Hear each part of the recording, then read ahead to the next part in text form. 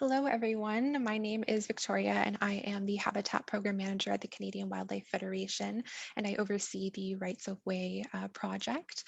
Thank you so much for joining our third annual Rights of Way workshop. We're so excited to have you here.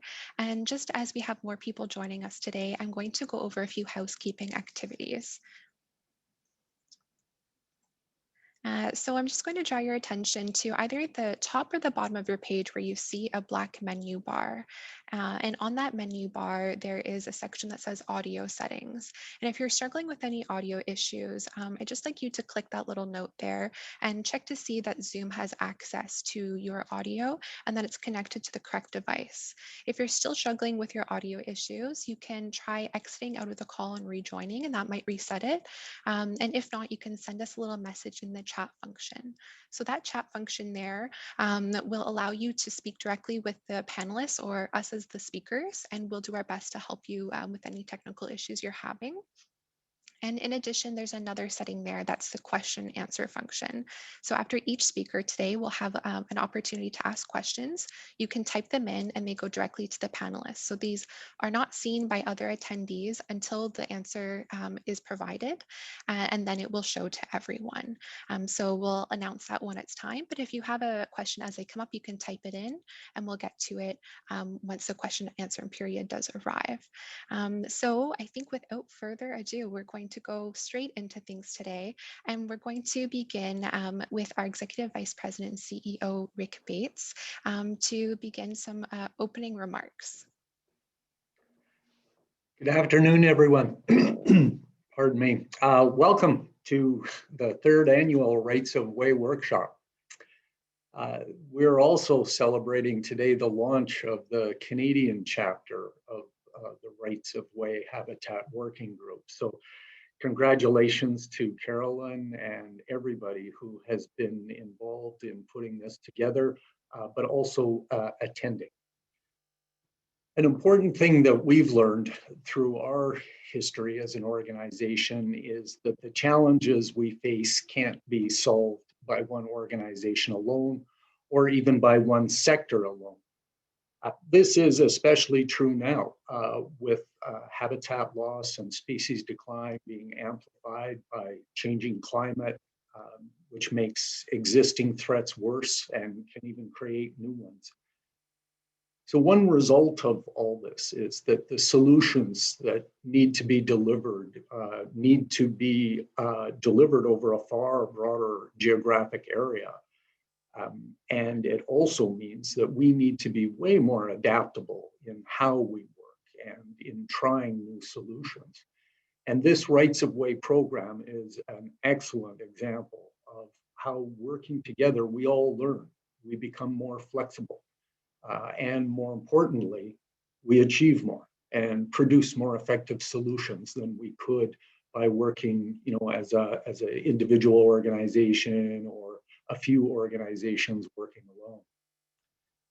The Canadian chapter will have a national impact in Canada, and with our US friends, a continent-wide impact as well. It will benefit the Monarch Butterfly, of course, but also many other pollinators and hundreds of other species as well. Pollinators alone provide a wide range of economic and community benefits wherever they are. So this is something that is possible with your participation. So thank you for taking the time to be with us today. And thank you also for sharing your experience and knowledge. And I hope you all enjoy the workshop. Thanks very much. Thank you very much, Rick. That's a wonderful way to begin our session. And like I said, we have so much going on and so many exciting things to go through today, then I think we should just jump right in and start from there. Okay. So today we have three speakers who are joining us, and our session is going to be beginning with our very own Carolyn Callaghan, who is our Senior Conservation Biologist here at CWF. And Carolyn is going to be speaking a little bit more about our Rights of Way project. And she's also going to be touching on, as Rick mentioned, this really exciting launch of the Canadian chapter of the Rights of Way as Habitat Working Group. And following that, we will have Iris Caldwell, who is joining us from the University of Illinois, Chicago. And she's going to share with us more about the successes of the Rights of Way as Habitat Working Group in the US, and also give us a little bit of insight on what opportunities for success there might be for our Canadian chapter. And certainly last but not least, we have our keynote speaker, Stephanie Dobbs, and she is from the Illinois Department of Transportation, and she'll be sharing some of the positive impacts of changing vegetation management practices within your own organization. And so we'll go right on to our first speaker here with Carolyn. So Carolyn, as I mentioned, she's Senior Conservation Biologist for CWF's Terrestrial Wildlife Conservation Program, and she has over 20 years of experience working with a broad range of stakeholders to deliver stewardship programs, and that includes leading conservation projects on monarch pollinator habitat restoration, on rights of way restoration, grassland bird best practices on farmland, pollinator habitat management on farmland, wolf conservation, and so much more. So I'm going to pass things over to Carolyn. Thank you very much, Victoria. I will just need to share my screen. It's indicating that I can't because another participant is sharing. Oh, there we go. Okay.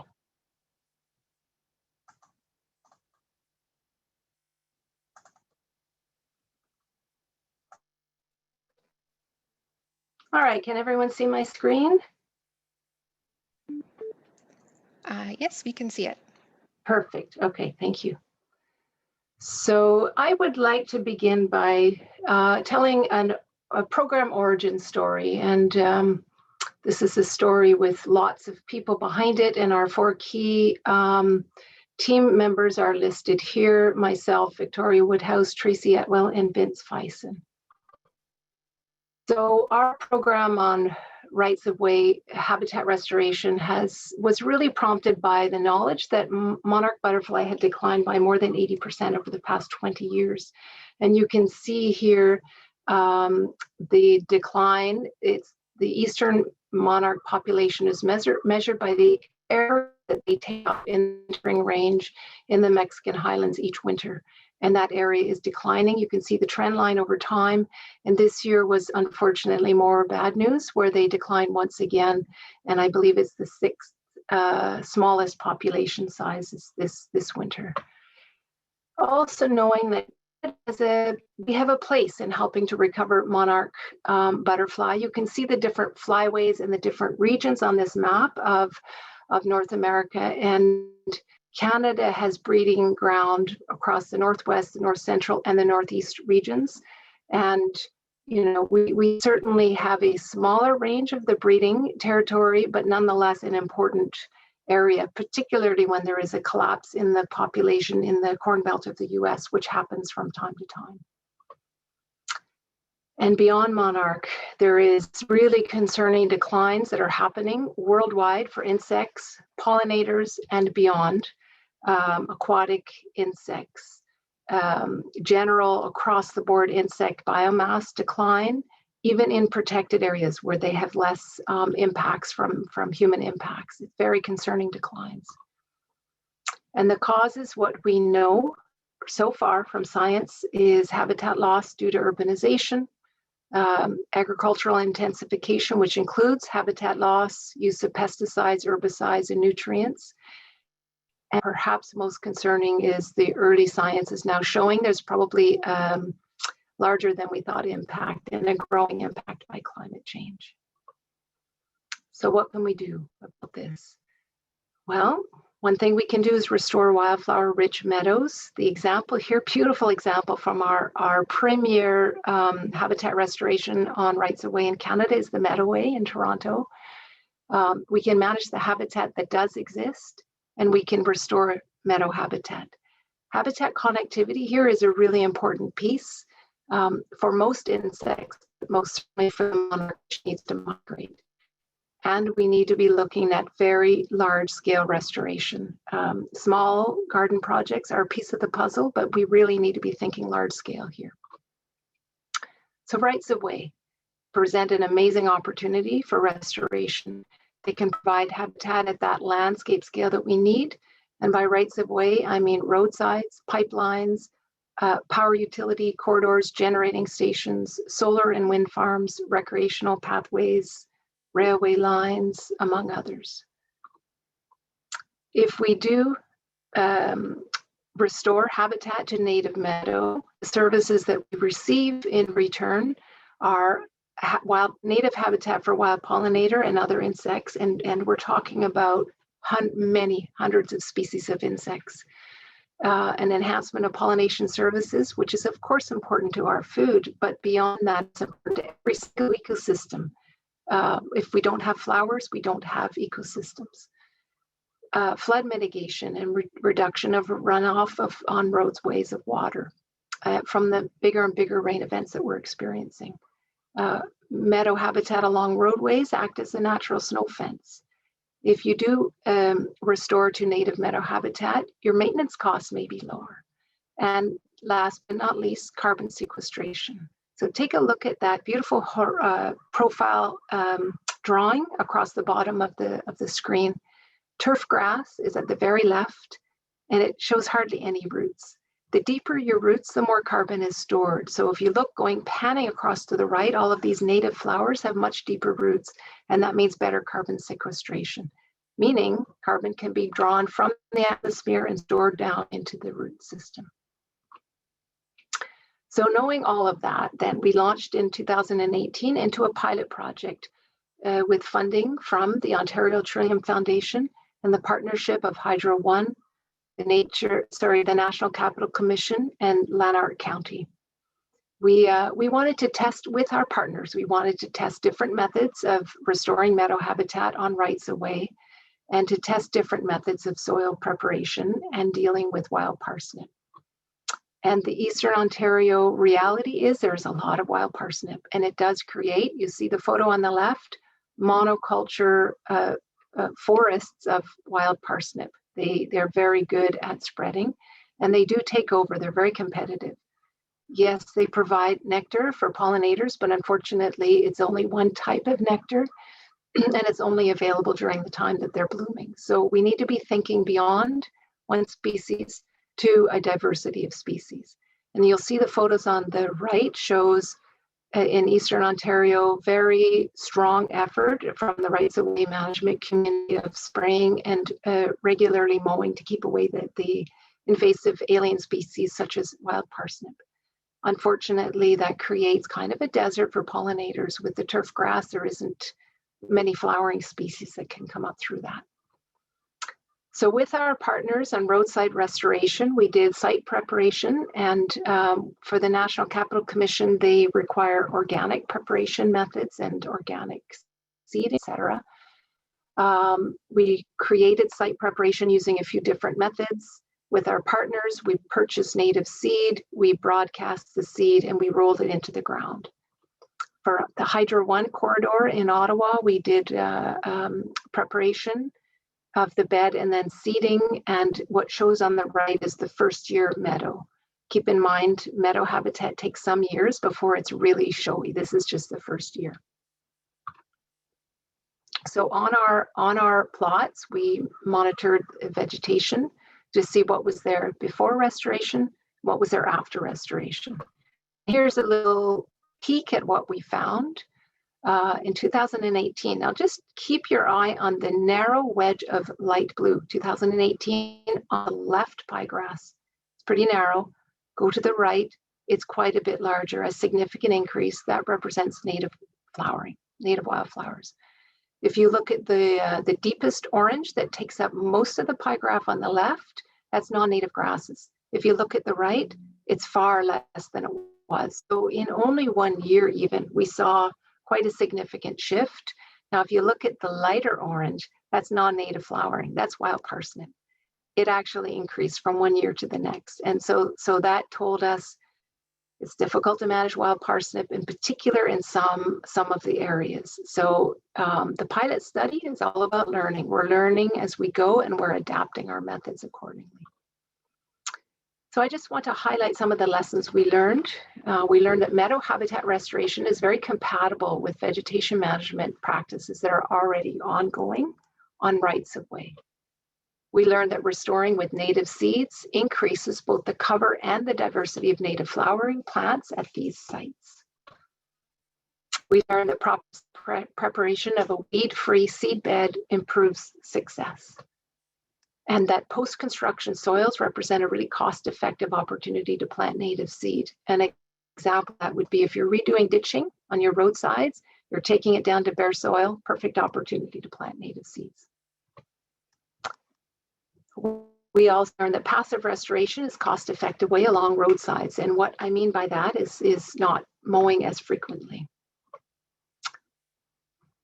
We all learned that partnerships are really vital to achieving outcomes, and that goes both ways. We wouldn't be able to do this work without our dear partners, Hydro One, Lanark County, and likewise, we provide a service for them. So it really is a beautiful collaboration. We learned that it takes strong communication and time to shift public expectations and aesthetics. There is a real enjoyment of the cut turf grass on roadsides, and that is very appealing to broad public. We need to be shifting that aesthetic for people to be able to embrace diversity and really understand that that is a great contribution to recovery of biodiversity and species like Monarch Butterfly, which are declining. We also learned, though, that there's a huge public interest in pollinator conservation, and that's something that we experience on a day-to-day basis here at Canadian Wildlife Federation. So given all of that, boosted from our results of the pilot study, we were again funded for this time a 3 project with the Ontario Trillium Foundation, and we're very grateful to the OTF for providing this funding to us. We will continue with our partnership with Hydro One and Lanark County, and we're expanding to additional partners. We have a lofty goal of restoring 7.3 square kilometers of rights-of-way habitat, both through active and passive restoration. So here's our study area. It's over 22,000 square kilometers. There are 42 townships within this region and 6 counties, essentially from just south of Arnprior all the way down to Kingston. And there are 21,400 kilometers of rights-of-way in this area. So how will we do this? Well, number one is we're building a rights-of-way network. And this is a network that goes across Canada. And the diagram exemplifies a network where you might have an individual who's the hub, but is connected to several individuals within each of their entities, their organizations. And together we form a network of learning. We have peer support and shared learning. We're sharing best practices. We have peer-to-peer training for rights-of-way managers, including webinars and annual workshops. We also have a more concentrated partnership-based network, which is the Eastern Ontario Community of Practice Hub, where we have peer support and shared learning, peer-to-peer actual trainings for rights-of-way managers, both in person and online. We have funding to work with these partners, both in native seeds or invasive species management. And we have technical support from restoration ecologists, and the whole team is there to support our partners in habitat restoration on rights-of-way. And as Rick mentioned, I'm really happy to be announcing that we are creating a Canadian chapter of the Rights-of-Ways Habitat Working Group. Iris Caldwell will give us much more detail on that. They're based out of the Energy Resource Center at the University of Illinois in Chicago, collaboration of 400 organizations, rights-of-way managers, and beyond that, nonprofit organizations, state governments, federal governments, counties, etc. They have amazing tools that they've built together and are sharing, and they have regular conferences. And I have to say, this is really just spectacular that we can join and create a Canadian chapter. The US is well ahead of Canada. They've tried a lot of things. They've joined together in a all hands on deck effort to restore monarch habitat and habitat for other species. So it's really a joy to be able to be part of this. And it creates a North American effort, which is really what we need. So in addition to those elements, we'll also be evaluating the pollinator habitat, pollinator community response to our restoration. So we have Carleton University dipterist, Dr. Jeff Skevington, University of Ottawa native bee specialist, Dr. Jessica Forrest, Environment and Climate Change Canada scientist, Dr. Greg Mitchell, who will be part of our team. And we are overlaying the response of the pollinator community to our vegetation monitoring. So we'll get a holistic view of both the plant community response and the pollinator community response to the work that we're doing with our partners. So I encourage you to look at our website, helpthepollinators.ca. You can scroll down for Rights of Way Manager resource. We have a Rights of Way management guide, and we have other information that will be becoming available and other resources that are there. So we encourage you to go check that out. And with that, I'll just say thank you very much for joining us today, and I'll turn it back over to Victoria. Wonderful. And just before we keep going, we have a question that has come through, Carolyn, which maybe you can speak to just a little bit. This question is wondering about the role of Mexico and if Mexico has any activity in relation to rights of way restoration. Okay, that's an excellent question. So the biggest role that Mexico plays for the monarch butterfly is providing overwintering habitat, without which we would not have continuation of the eastern population of the monarch butterfly. So that's in the Oyamel fir forest. It's west of Mexico City, up in the highlands, because that provides the proper temperature gradient for the monarch. So the monarch that are there, they've now left and they're making their way back Texas, and then there'll be a succession of generations that'll get them here sometime in June, when our monarchs that have mated, laid eggs, caterpillars, grown up, they'll be flying a couple of generations here, and then they'll fly all the way to Mexico. That's the super generation. When they make their way there and back up, they need nectaring resources. So yes, it is an important element. I'm not as familiar with what Mexico is doing specifically on rights of way restoration, and I'll maybe just leave a note there for Iris in case you have any information to share on.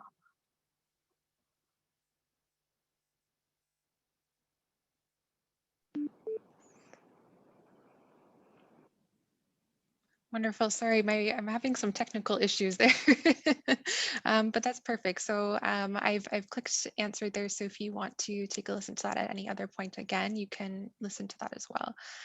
So thank you very much, Carolyn. You're welcome. My pleasure. Okay.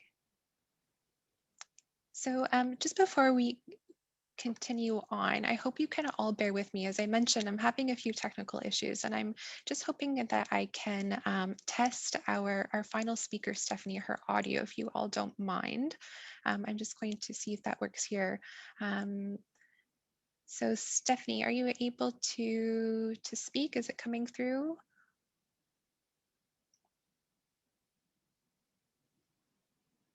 Okay, so I don't. Sounds possibly like, oh, there, try again, Stephanie. You looks like now? You were. Okay, perfect. Okay, I'm glad this is working. Thank you so much. Okay, I'm gonna put you back on mute now. Thank you. Okay, so I'm glad that that is all working. Thank you all for that.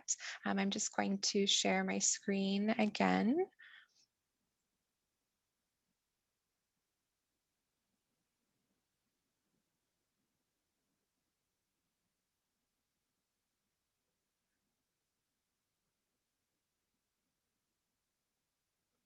Okay, wonderful. So yes, this is a perfect segue from Carolyn's discussion about the Canadian chapter of the Rights of Way as Habitat Working Group, because here today we have Iris Caldwell, and she's joining us as a program manager from the Sustainable Landscapes at the Energy Resources Center at the University of Illinois, Chicago. And Iris has been working over the past 5 years leading Rights of Way as Habitat Working Group, specifically to promote habitat restoration along transportation and utility corridors. So in addition, she also facilitates the Illinois Monarch Project and also other efforts to engage diverse industries and pollinator habitat conservation. So I'm just going to pass things right along to Iris. Okay, great, thank you.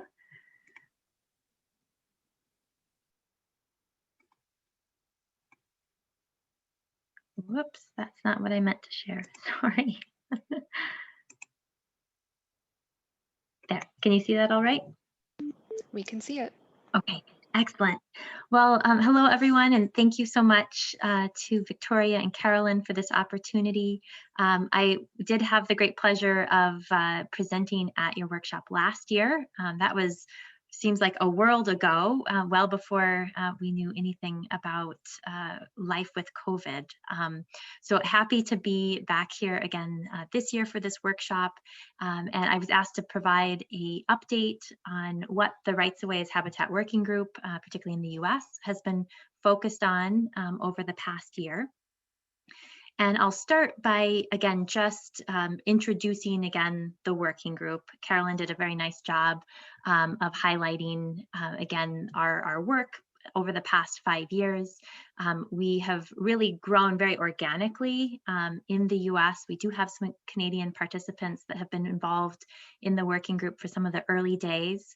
But really, the working group started with this concept of providing a forum for energy companies and utilities, railroads, and departments of transportation or transportation agencies to be able to share, what's working well as they think about managing habitat on their landscapes. And then we've brought in academics and government agencies and nonprofits to really help kind of flesh out some of those discussions and provide some really open, informative discussions that have allowed us to create some pretty innovative tools and strategies for thinking about habitat on energy and transportation landscapes. So I won't dwell on this beyond, again, just providing that context. But as I said at the beginning, what I wanted to focus on today was providing some highlights for what we've been working on the past year. And some of those highlights include a nationwide conservation agreement for the Monarch Butterfly that we were able to finalize. We made some updates to some tools, including the Pollinator Scorecard that we've developed, and rolled out a geospatial habitat database, which I'll briefly touch on. And we've also had to just, again, think creatively about how we can continue to engage in conversations about habitat on rights of way in, again, a pandemic type environment where we're not able to meet in person like we typically do. And again, that's a very hard type of exchange to replicate in a virtual setting. But we've, again, tried to think creatively about how we can continue some of those conversations while recognizing, again, many of our organizations are facing all sorts of other priorities and challenges given the past year. So thinking about that virtual engagement here as we move into 2021 has also been really important. So diving right into some of these specific updates, the nationwide Monarch Conservation Agreement, again, is a tool that I had talked briefly about last year as part of my presentation. But just as a recap or for context, for those who are less familiar, this is a tool that is a regulatory mechanism, essentially, that is available through the U.S. Fish and Wildlife Service, which is the regulatory agency that regulates threatened and endangered species in the U.S. And they have provided essentially this conservation agreement mechanism that provides a very innovative incentive for landowners or land managers to commit to doing voluntary conservation. And in exchange for that, the U.S. Fish and Wildlife Service grants regulatory assurances that if the species were to become listed, there would be no additional requirements put upon them. They'd have additional flexibility by way of incidental take coverage to continue to operate some of their activities as they would otherwise. So this, again, mechanism, by providing regulatory assurances, is able to incentivize what we've seen is a lot of interest and great conservation work on the ground. So over the last several years, we worked as the Rights of Ways Habitat Working Group, and specifically with more than 45 energy companies and departments of transportation and some other partners to develop this nationwide agreement for the Monarch Butterfly. It's the first time that this type of regulatory mechanism had been applied at a nationwide scale. So it really was a proof of concept for us in terms of thinking about conservation at a very large scale and really thinking about how this model could be used potentially for other species. So last year, in April 2020, we finalized the Monarch Agreement. After that date, we have been accepting and reviewing applications from energy companies and transportation agencies who are enrolling under the agreement. And so far, we've received 25 applications. So we've had a good amount of interest, which was really exciting to see. And over those 25 applications, we've had commitments of more than 750,000 acres of habitat for the Monarch Butterfly. So the map on the right of the screen in the dark green shaded states indicates where we've had a partner enroll in the agreement. So that gives you a sense of, again, the broad coverage and where this habitat is being managed on energy and transportation lands. So if I do some magic here with animation, I've just overlaid the Monarch Migration Map. And as you can see there, really the focus of much of the work in those green states is very central to that migratory pathway, particularly for the eastern population, but also we have some activity happening in California for the western population as well. Moving on to some of the other tools that we've developed, again, as a working group. Several years ago, we identified the need to have a common tool that could be used for assessing and describing pollinator habitat on energy and transportation lands. And so that scorecard, or Pollinator Scorecard, was published a couple of years ago. We've continued to do field testing and collect feedback from our industry users. So last year, we released an update to that scorecard, version 2.1. It's available in a downloadable paper form that you can find on our website. And it's also, there's a digital app version through Survey123, which is a mapping platform that many companies or agencies are using already. So we've made the scorecard available through Survey123, again, as a way to facilitate data collection in the field. And what we're finding with this scorecard is we have several different tiers that can accommodate different types of users, depending on how much time they have to do an assessment, how much expertise they have in evaluating habitat.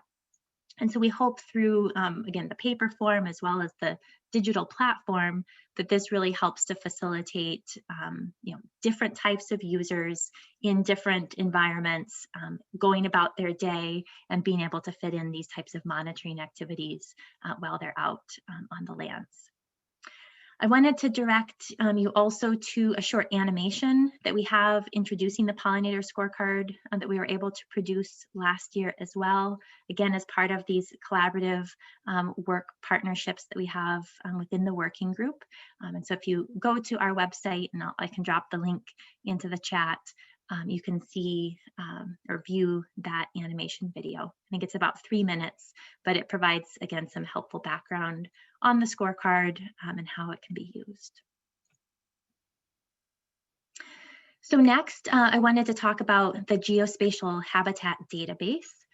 This is also a project that was identified at one of our very first working group meetings back in 2015-2016 timeframe.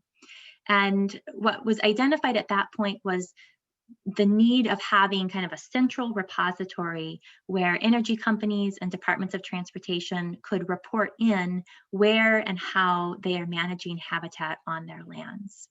And the reason this was felt to be a need was that we recognized that that would help facilitate collaborative projects between different organizations as they look at who's doing work or similar work in their areas.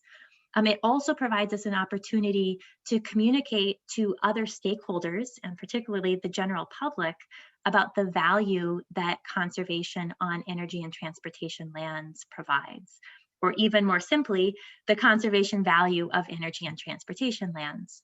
And so what you can see here on the screen is our public dashboard for the database. Again, we've just rolled this out in the last couple of months, so we're still in the early stages, and hopefully we'll continue to build participation in the database and continue to have more organizations joining and providing data. But this gives kind of a snapshot of the data as it currently is in the database. All the data is aggregated by county to minimize any data security issues that our industry partners had, but still provides, I think, a very good grasp of where and how this habitat is being managed across the landscape. We also hope that it will be useful to our resource agencies at the federal level, at the state level or local levels, as they're evaluating different species populations, the availability of habitat, and so forth. So again, it will be useful in many respects. As I mentioned at the beginning, this was a challenging year for us and others, certainly, when it came to thinking about going about our normal networking and engagement activities, and how we could continue some of the momentum that we had built up over the past several years, while many of us, again, were working from home or in reduced or remote working type settings. So we had to put our thinking caps on and get a little bit creative about how we could continue some of that engagement. In the fall, we rolled out what we called our virtual Roundup. So instead of having our typical fall working group meeting, we had a series of virtual engagement activities that consisted of webinars, facilitated discussions on our discussion board, and other ways to basically try to spur some interaction. We had polls and surveys and sharing of feedback and ideas across the working group. It also just gave us a chance to kind of check in and say, hey, Carolyn, hey, Stephanie, how are things going on your end as you're managing habitat? So it was, I would say, generally successful. I think we'll continue to find ways to maybe build upon some of these ideas in the future. But certainly, again, we're in the world of webinars and online engagement, I think, at least for the foreseeable future. So that brings us to our website, and wanted to again highlight some of these ways that we've been able to utilize our online platform to support some of this engagement. So we have a resources page that's accessible from the top menu bar. This includes resources that are generally sorted by best management practices, case studies, other tools, including the Pollinator Scorecard, and then other resources.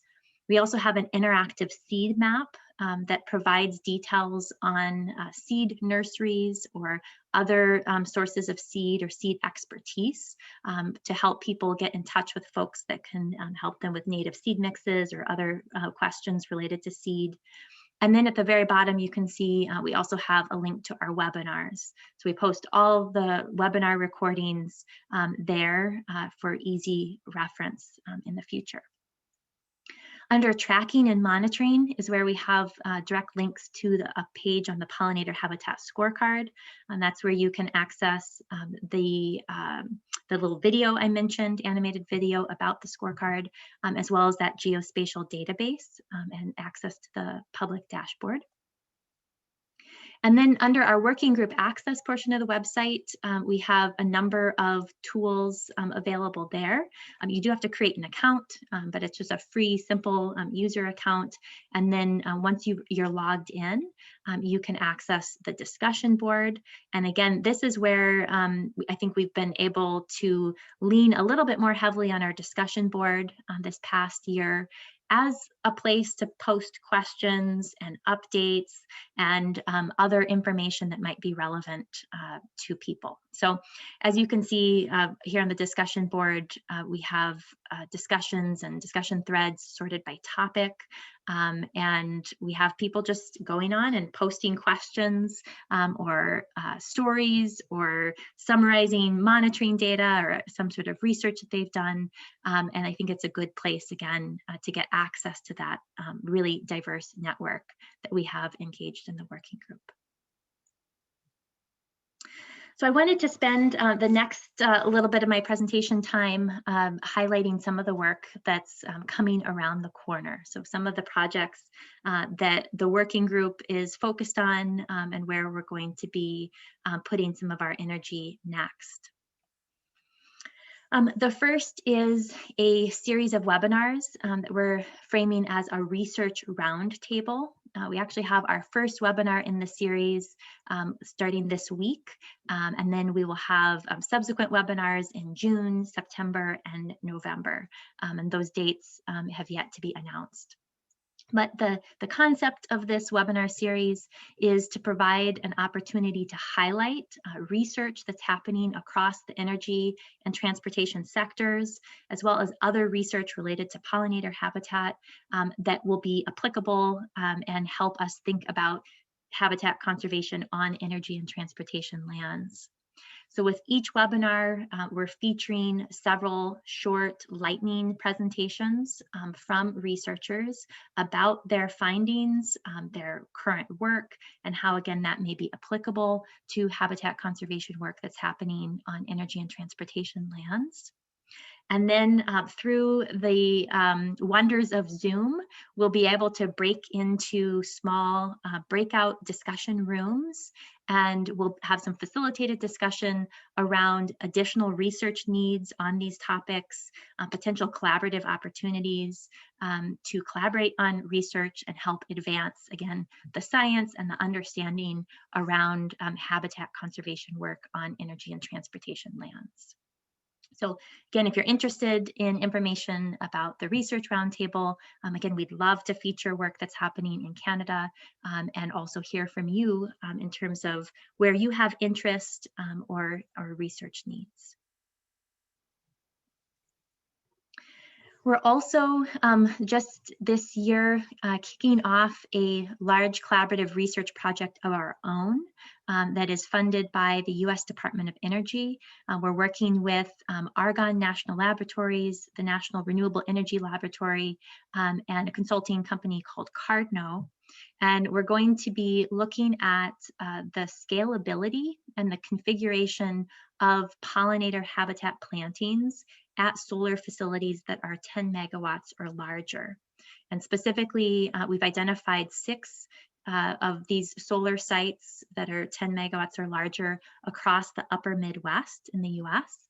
And we'll be looking at the ecological effects, so pollinator and bird and bat use of the habitat in and around these pollinator habitat plantings. We'll be looking at the economic costs and ongoing maintenance and management costs associated with managing this habitat on these large-scale solar facilities.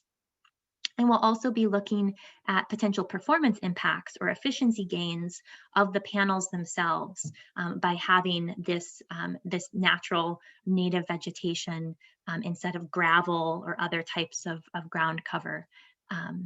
So with this field research, we will also be preparing a implementation guide, as well as some decision support tools that hopefully will be very informative for solar developers, policymakers, and other types of stakeholders that are involved in these types of projects. So those tools will include a seed selection tool specific for solar facilities, as well as a cost benefit calculator and a variation of that pollinator scorecard that will be applicable to large scale solar facilities. And then lastly, again, through the collaborative work of the Rights of Way Working Group, we were able to get some funding for an initial feasibility study to analyze existing cost data on pollinator habitat practices across, again, a broad range of energy and transportation lands. So looking at rights of way, looking at individual facilities, and what available cost data is out there to help us determine the feasibility for developing a cost benefit calculator. This is something that we've tossed around, I think, now for a number of years, and we get a lot of questions from folks who really would like to have such a tool to help with some of their internal decision making. And there have been case studies, and we know there's certainly research projects that have looked at this, but as far as we're aware, there hasn't been an effort to kind of comprehensively look at that data collectively and see if it's possible, for us to have a tool that could be used broadly by the industry.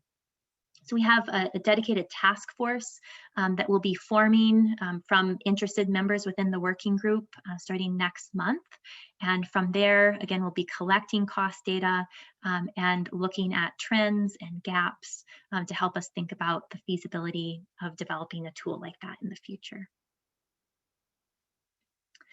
So with that, those are kind of my updates on what the working group has been up to the last year. Here's my contact information, as well as our website address. Encourage you to go there and check out the information that we have. And I'm also available to take some questions if there are any. Thank you so much, Iris. I wonder if maybe we could start with actually the question that Carolyn had touched on as well. Do you have anything to add into what Mexico's role is, or any activity in relation to them and the rights of way restoration? I think it's been so great that we've heard from Carolyn more about Canada, from you more about the US, and of course Monarchs bring about this tri-national issue. So yeah, do you have anything to add on that? Yeah, so I thought Carolyn did a very nice job of highlighting, again, certainly the significant role that the overwintering grounds in Mexico provide for the eastern population, but ensuring that there are adequate nectar resources throughout the entire migratory path is really critical. I'm not aware of any similar rights of way focused work in Mexico. We have had some of the partners within the working group do operate in Mexico, and so we've had some very initial conversations with them about opportunities, and certainly would love, it would be incredible to have a Mexico chapter of the Rights of Way as Habitat Working Group to really do some focused work there, but it hasn't developed as of yet. Thank you. And I see, Carolyn, you have your hand up.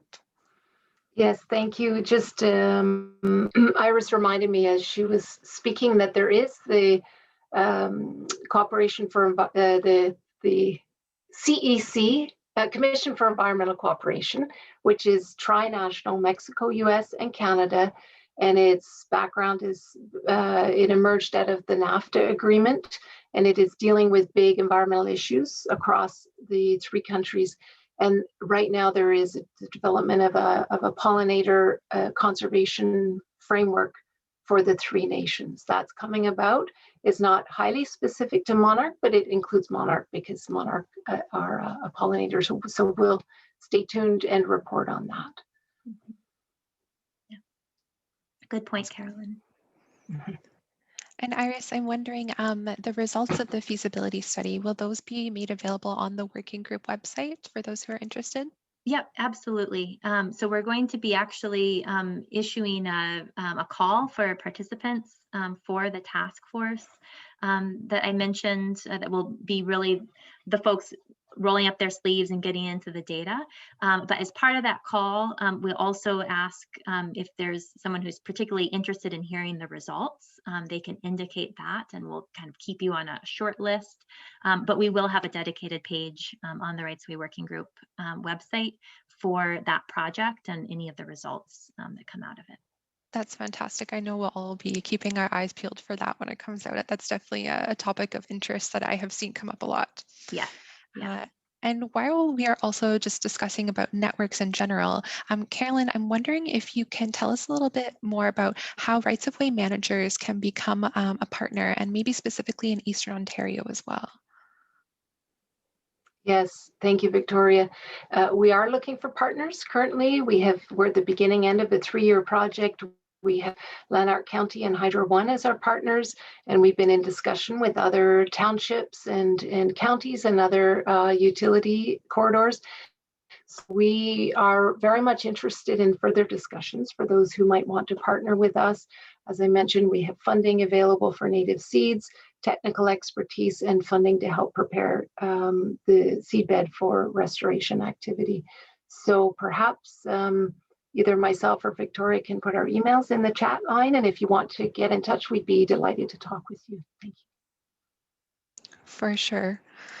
Okay, thank you so much, Iris, for joining us today. That was really, really wonderful to learn more about the working group, the successes you've had, and what you're planning on in the future. I know we're all going to stay tuned to learn more and see what happens. Great. Well, thank you. And thanks again for the opportunity to share. Thanks. Okay, I am going to share my screen again. Please bear with me.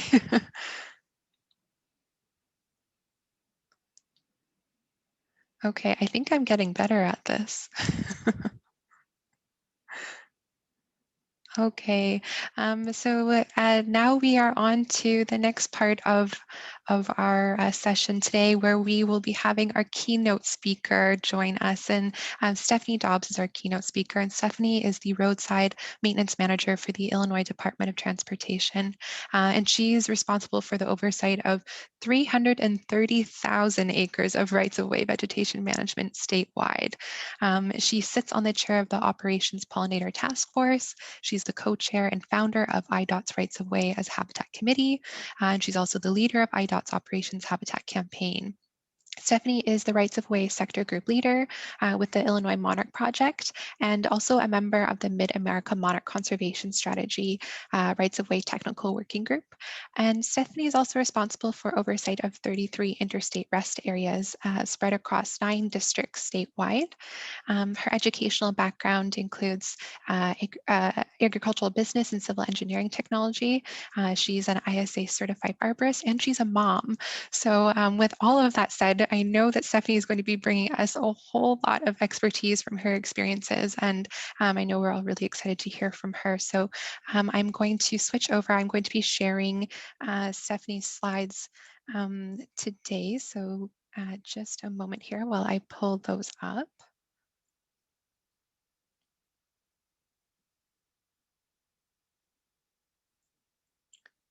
And while I do that, I'm going to ensure that Stephanie is able to speak.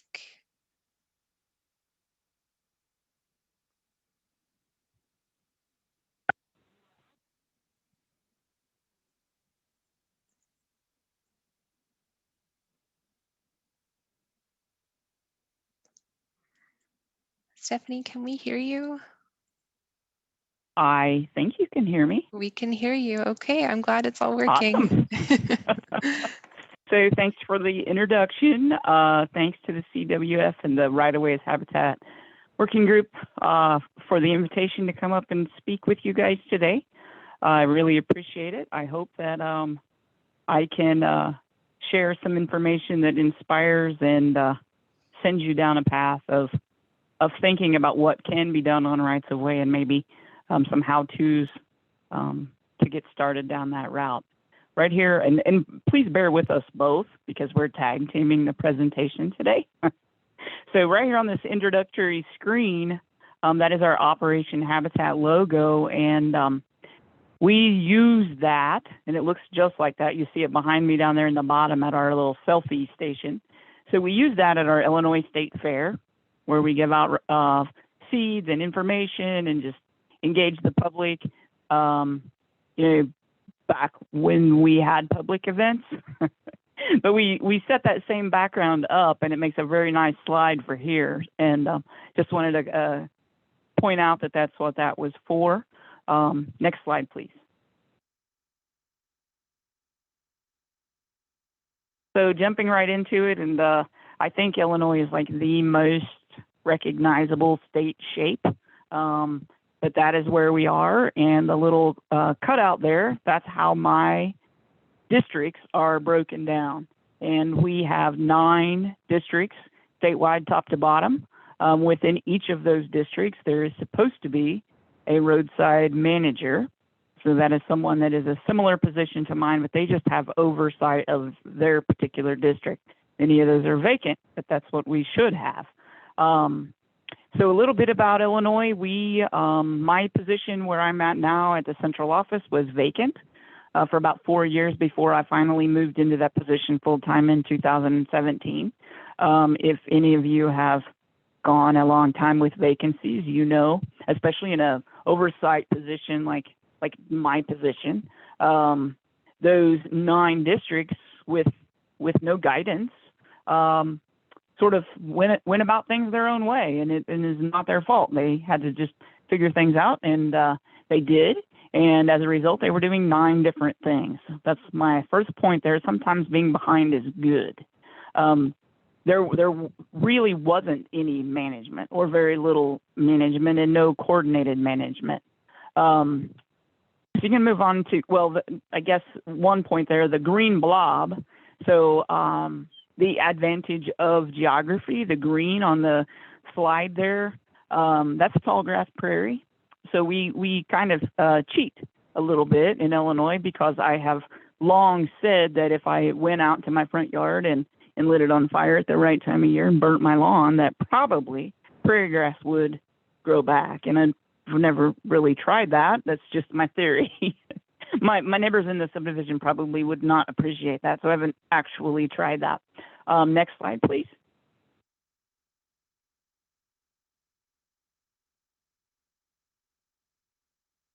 So, planting wildflowers, easy, right? No problem. We can all plant wildflowers. We can go out and we can throw some seed on the ground, and some of them, easy ones, are going to come up probably no matter what. Building habitat, not easy. Very, very different. And that's bottom line, that is probably one of the hardest things to teach, both internally, externally, and to the public. Next slide, please. So, to any engineers or maintenance folks, this picture looks beautiful. In their opinion, this is a beautiful piece of road, and those are soybeans on both sides. Presume that at least some of you would have soybeans, but that's a beautiful looking picture. That's nice looking pavement. Shoulders are in good shape. It's all clean and tight and nicely mowed. Why do we have to change? This looks awesome. Next slide, please. We all know why we have to change, and I'm not going to carry on. You've seen these slides before. It isn't completely about the Monarch. And to be honest, my background is in management, right? I'm in the management side of the house at the DOT. I'm not a scientist, right? I'm a manager. So when that is my 4-legged office assistant right there having a fit because it's nice and she wants to go out and play. So bear with me in the in-person audience here. But way back, I think at the very first Right Away is Habitat Working Group meeting, I heard a speaker talk about the proposed listing of the Monarch Butterfly, and I knew enough. Growing up, we had milkweed and the Monarch and learned about it in school and everything else, and I knew that it was selective in what it fed on, and I knew there was not much milkweed left. And I thought, oh boy. So we had just come through a period of protecting and changing policies for protection of the Indiana bat. And that was, so we basically lost tree removal ability by policy about half of the year to protect for the bat, right? We only do tree removal in the wintertime. So, wow, I knew enough to know where the Monarch went, where the Monarch feeds, and that pretty much in the state of Illinois, every piece of green landscape that we had could potentially be habitat, and what that would mean for the department should that listing decision come down and the Monarch did get protection as an endangered species. That would be catastrophic for the Department of Transportation. It would impact every single thing that we do beyond the edge of pavement at the department. So I think I waited until the next day. I don't think I made the call on the way home from that first right-of-ways habitat meeting. Probably the next day, I started engaging executive management as best I could from my level. Then I was just in the district of my own, and really anyone that would listen. Started talking to them about, oh my goodness, this is on the horizon. This is bad. This could be really bad for us. And we need to start talking about what we can do. Well, I was in no position really to influence change at that point, but that didn't stop me. I started those conversations anyway. And in my district of about 25,000 acres was what I was responsible for. We started mowing around milkweed that very first year, and we just left it. And turns out that suited milkweed well. And now in those areas, we have reached probably maximum density of roughly around 2,000 stems per acre, where we started that practice in 2015-16 timeframe of mowing around milkweed. Next slide, please.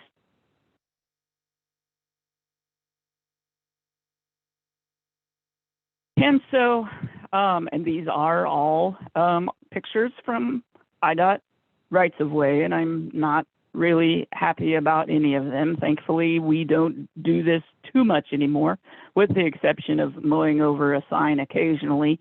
Those two photos there with those pieces of sign, the white piece says no mowing, no spraying, and the yellow sign is our wildflower restoration sign. So this happened on a fairly regular basis.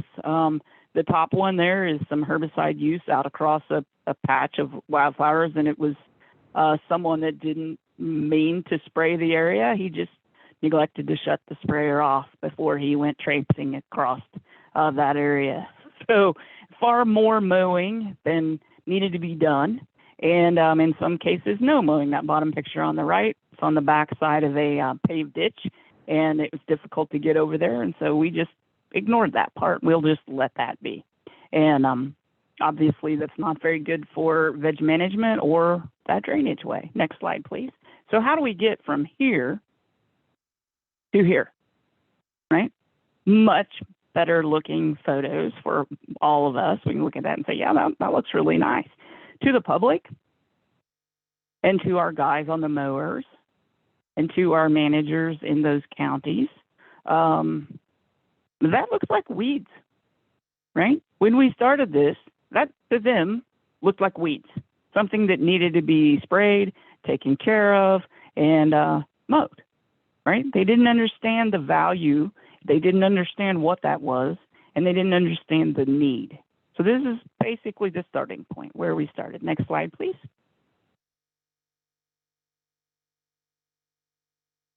So what changes did we need to make? Well, the vacancy at our central office needed to be filled. And eventually, we got that done. It took a couple of years, and I started in that position full-time in 2017.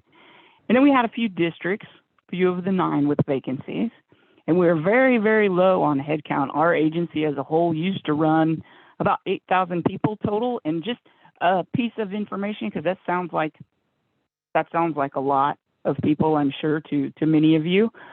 We do in-house all of our own maintenance, with the exception of up in the Chicago metro area. There's a few places up there where we do some contract mowing.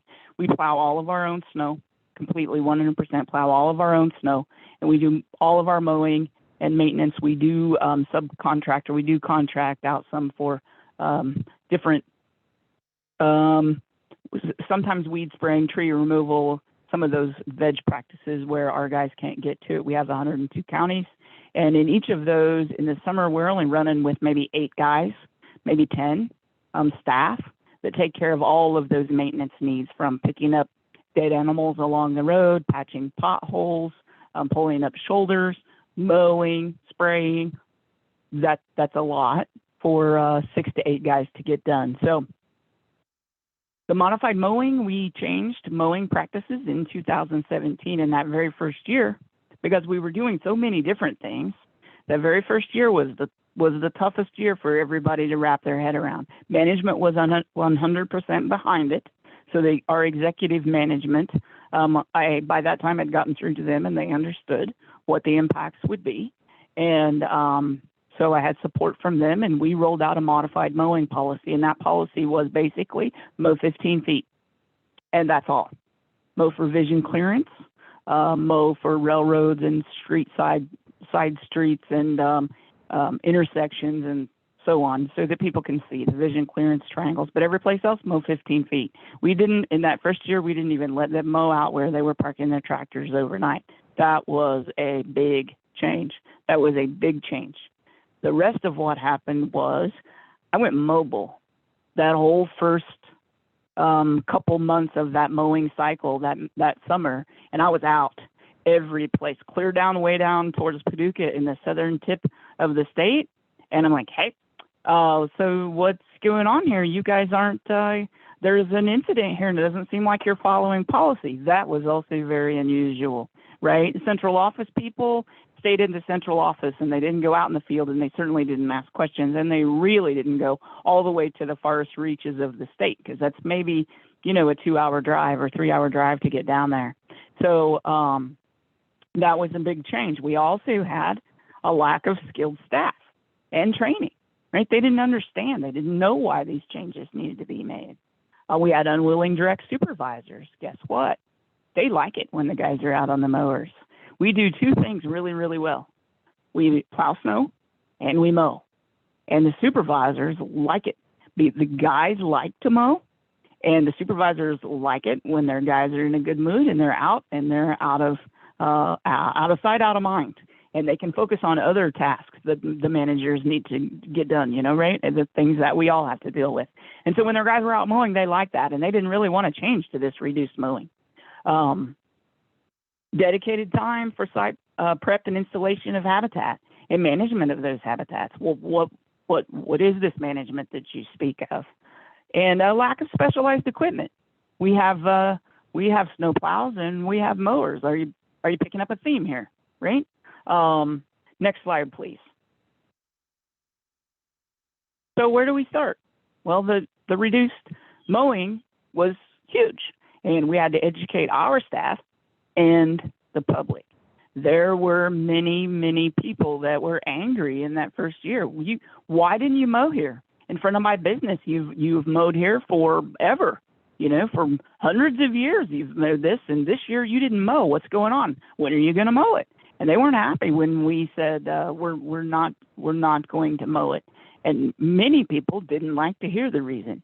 I handled most of those calls, and I went in as much detail as the caller wanted to understand about why we'd made the change.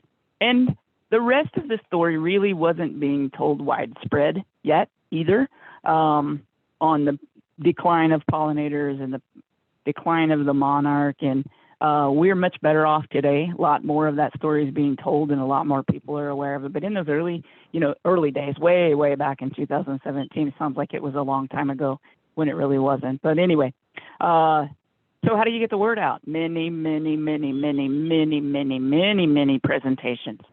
In that first year, I think I did 50, somewhere in the vicinity of 50 presentations. Pretty much anyone that asked me to come and do a presentation, I did, because I had to get the word out, why we're doing what we're doing. I did many interviews, just radio and newspaper and television, and as many things as we could do. In the following year, I did 70-some presentations, and teach. Anyone that will listen. Have to teach all the way up to the top, to the Secretary of Transportation, and down to the boots on the ground. And not just our maintenance staff, construction people, our admin folks, anyone that I could get a hold of. And I wasn't the only one. You know, I created a few champions or worked with a few of our in-house folks. Sue Hargrove is my partner in crime, or was in those early years up in our, she was a biologist within the agency. We did lots of things in that first year to get people to pay attention and listen to us, why we need to make these changes. Use herbicides more selectively. That was also a change. What do you mean I can't just spray and spray everything? Those are weeds. No, actually, they're not weeds. Identify and protecting existing habitat. So like the one guy on the sprayer that didn't shut it off, you know, that's devastating to that habitat, or it could be, depending on what the herbicide was that was in there that was getting sprayed.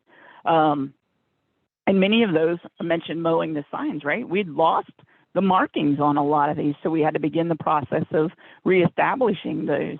Where are they? Are they still viable? What can we do to revive these habitats? We have some native remnants that are protected and that we're bound to protect. And due to lack of proper maintenance, a lot of those had been degraded to a point where they needed a lot of attention and management. And include native seeding on construction projects. That seems like an easy one. It's very expensive. And it was new to our contractors. So I also had to explain that to them. Next slide, please.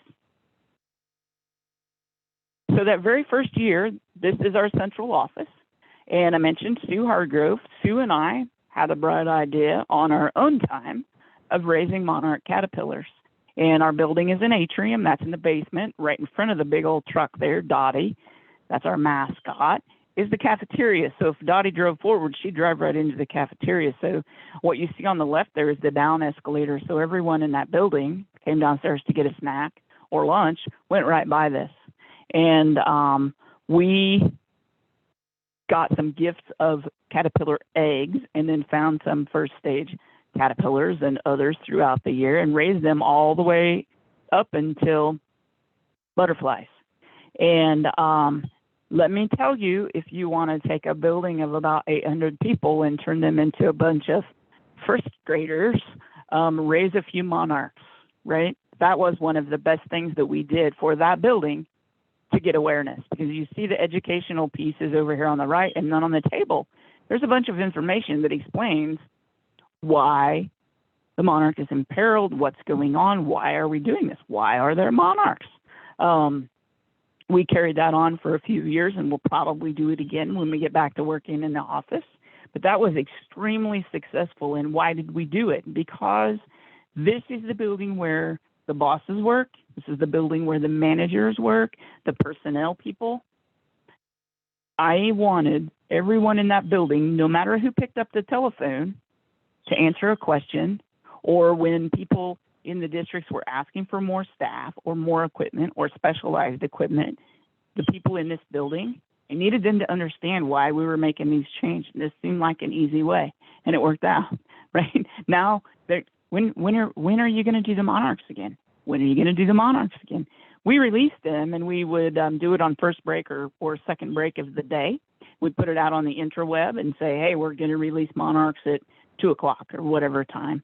And one of the very first things that we did was get the directors and the secretary to come down and take part in releasing them, right? You put a butterfly in someone's hand and they care a little more. Plus, we snapped their picture and put that out on social media. Next slide, please.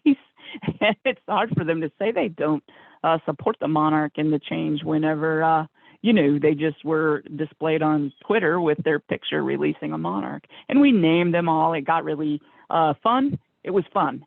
And it was an educational opportunity for all of it, everyone in the group. And Sue and I would just elbow each other and say, hey, it's working. Because eventually what happened throughout that first summer was other people in the crowd, when we were releasing them, other people started stepping forwards and answering the questions as those questions came up. One of the best days ever, and I'm not downgrading janitors or maintenance staff at all. I don't mean it that way, but it was a second shift janitor, and someone asked a question one day, and she'd been there for several of our releases, and she stepped forward and answered the question. It was an amazing day. So on to this next one. Never discount the power of partnership. So I heard that in both of the previous presentations, and You can't do it by yourself. You cannot do it by yourself. I know in my districts that my staff in the districts are tired of hearing from me, right? They've been hearing from me since 2017 and before, and explaining what's going on with the Monarch. Why are we doing this with pollinators? Why do we have to weed spray like this? Why can't we mow where we want to? They're tired of hearing from me. Use your partners. Engage your partners and use your partners. Not only that, in those very early days, our partners are the ones that have the skill set and how to properly care for a habitat, how to restore a habitat. What does a good quality habitat look like? What's this plant? What's that plant?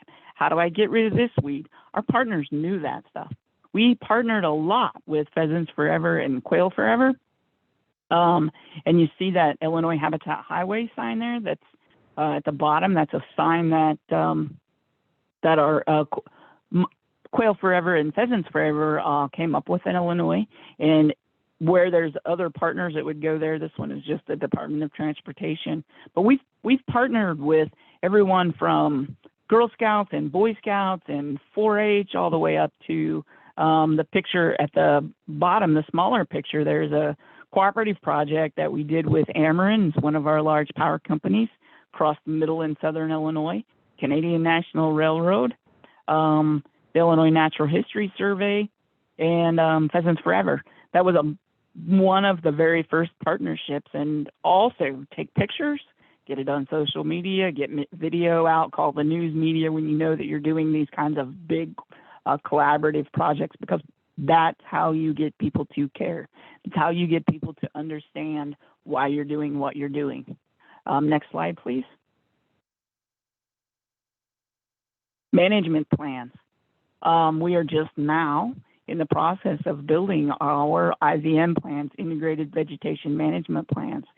And I should also note that I have the luxury now of having a subordinate. And if you can hire one person and only one person as a manager, hire yourself an ecologist. That is who I have finally hired. Stoll, actually, Erin Holmes, was the state manager for Illinois and Indiana for Pheasants Forever.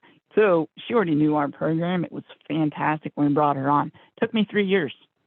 It took me 3 years of trying, and we had to post it 2 times to get someone on board. So don't give up, keep trying. So Erin is diligently working now with our districts, and we've hired 3 new people in our districts. So we are close to full staffed. When we started this, we were down to 5 of 9 district positions were vacant, and now we are down to all but 2, I think, are still vacant. And also our involvement, as Iris was talking about, with the candidate conservation agreement, with assurances, we're diligently working to get our application submitted for that. We will be enrolling. And then our work with the Illinois Monarch Project has been a great opportunity for us to network and lean on and find those partnerships, right? Learn about management plans, so on and so forth. Next slide, please. Embrace social media, right? I didn't really know much about Twitter at all. I was a little bit familiar with Facebook, but I didn't know anything about Twitter, and the rest of them I'm still foreign to. When we put out our first press release in 2017 and changed our mowing policy, it went out onto our social media. And that night the day that it went out, that was the night that I learned how to use Twitter. And people that I knew from all across the country, I started reaching out to them and trying to find them on Twitter and to get them to retweet what we were doing. And you see here on the left, it eventually got picked up by the Chicago Sun-Times. So their viewers, right, they see it. Their social media users, they see it. Pacific region of the Fish and Wildlife Service, and on and on and on. So embrace social media. That is the way people communicate, or one of the ways that people communicate, even if it's just socially. Your tweets will show up there and they will be retweeted, right? So don't hesitate to use social media to explain what you're doing and to celebrate your successes, or for calls to action, or to announce a volunteer project. Maybe the person that sees it on social media doesn't participate in this volunteer effort, but they may turn right around and reach out to you. Hey, how can I participate the next time? That does happen. Next slide, please. Keep posting on social media. A happy accident that happened as a result of our use of social media, right? So we participate every year in Pollinator Week, and I try to put a post out every day of Pollinator Week. It's in June. And I needed photos. So I reached out to my district staff that I knew that had done restoration projects, and I said, hey, I need some pictures to put out for Pollinator Week, and to my district managers and the guys that had planted the habitat. And so I started getting the pictures. And you know what happened? How do I get my picture onto Facebook? And think way back to when you were in first or second grade, right? And you brought that A+ spelling test home, or that art project home, and your mom put it on the refrigerator, and how excited you felt when your mom took the time to put your picture up there. Putting your field staff's picture on social media is something like that. And it became a competition, and it was a happy accident, right? The guys were out there, and we're back to, turning them into first and second graders again, but they were out there turning over milkweed leaves, trying to find eggs, trying to find monarch caterpillars, trying to find pictures of their good restoration projects. And you know what else happened? They were out there traipsing around in their habitats and caring and looking and exploring and hunting for monarchs, and also learning how much milkweed wasn't there, or how many nectar resources weren't there. So it turned into an awesome educational opportunity to get those guys out in the field, looking at the fruits of their labor, and or where they could improve upon their habitats that they'd installed. So keep posting. Anytime that there's an opportunity, keep posting. Even in the dead of winter, there's some reason to post, right? Make a little funny about, boy, I wish it was sunny summertime and the bees were buzzing around, something like that. Next slide, please. What are the keys to success, right? Be flexible. Be flexible. Nothing ever goes as planned. If 2020 taught us anything, right? It is be flexible and always be learning. Be willing to teach and be willing to learn and adapt. Even failures are opportunities, right? Nothing is ever a complete and total failure. Nothing.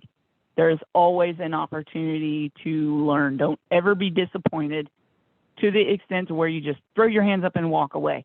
Look for the silver lining, because there is one. There is one. Engage staff. Okay, so what happened? How do we fix this?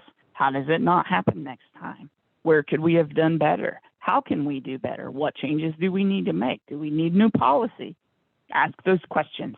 Don't ever be down and out and disgusted, because even in failure, there's an opportunity to learn and to improve. Don't fight Mother Nature. Do not, you will not win. Build habitat where habitat is supposed to be, right? Don't try to build it in, you can't put dry habitat into a wetland, and vice versa. It's not going to work. It's not going to work. Don't try to put it up next to the trees and in a wooded, shaded area, right? It won't work. So don't fight Mother Nature. Put habitat where habitat belongs and manage those other areas as they should be managed. Be patient. Be patient. So don't ever stop trying to improve, but be patient. And this is the hardest one for me. Be patient. Changing strategies and adjusting to new policies takes time. Takes a lot of time sometimes. Took me 3 years to get someone hired. It takes a long time. Don't ever give up and keep always trying. If you've heard me speak before, and the grammar people in the room, please cover your ears. Never not working. Anyone ask me what I've been doing, and you'll hear me say that. Well, never not working. I'm always working. I'm always looking for that opportunity and thinking about how can I incorporate this into our program. Partner, partner, partner, partner, partner, partner, partner. Be realistic about your restoration goals and your habitat goals. You cannot manage just for bees or just for the monarch or just for insert species here.